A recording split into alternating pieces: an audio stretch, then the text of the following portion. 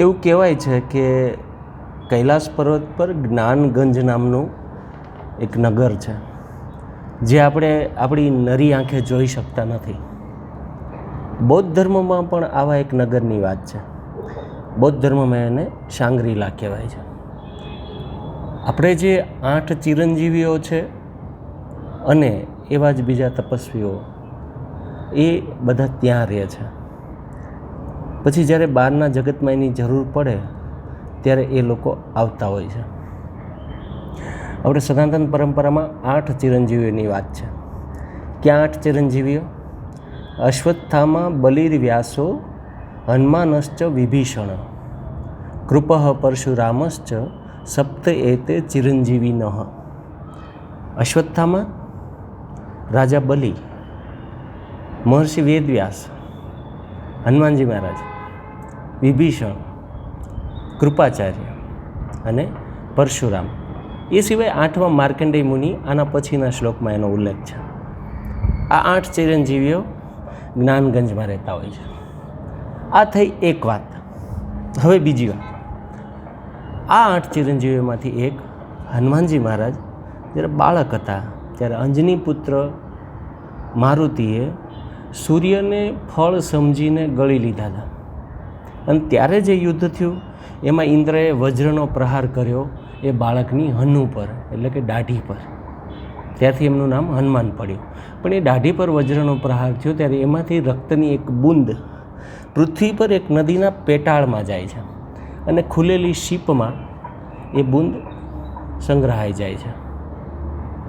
વર્ષો સુધી એ બૂંદ કોઈ યોગ્ય વ્યક્તિની રાહ જોતી જોતી એ રુધિર મણી બની જાય છે.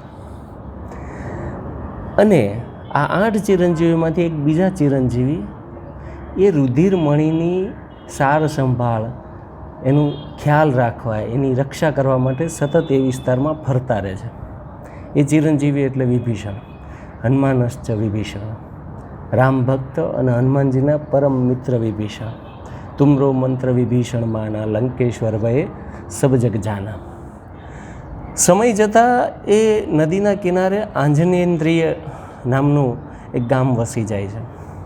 અને સંજોગો એવા બને છે કે ગામના એક ભલા ભોળા યુવાનના હાથમાં એ રુધિરમણી આવે છે. અને પછી એનામાં કેટલીક અપ્રતિમ શક્તિઓ, સુપરલેટિવ શક્તિઓ આવે છે.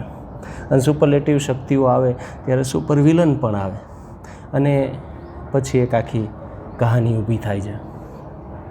આ વાત મેં એટલે કરી કે હમણાં એક બહુ જ સુંદર મૂવી, બહુ જ જોવા જેવું ફિલ્મ આવી છે, હનુમાન. આપણે આદિપુરુષનો આટલી મોટી હવા ઊભી કરેલી, આટલી બધી અપેક્ષાઓ રાખેલી, પણ ખુશ થઈ ગયો.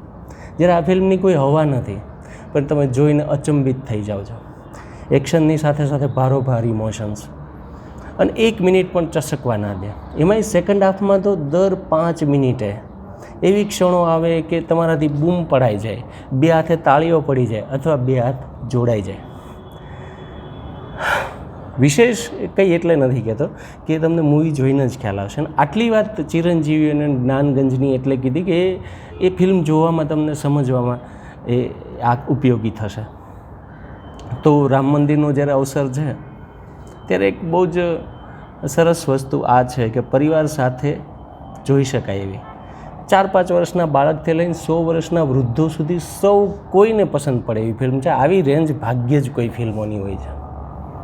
અને છેલ્લી વાત, આપણા બાળકને હનુમાનજી વિશે ગમે તેટલી સ્ટોરીઓ કીધી હશે, પણ હું તમને એક વાતની ખાતરી આપું છું કે આ ફિલ્મ જોઈને બાળકને હનુમાનજી સાથે જે લગાવ, જે પ્રેમ થશે ને, એ નેક્સ્ટ લેવલનો હશે. જય હનુમાનજી મહારાજ.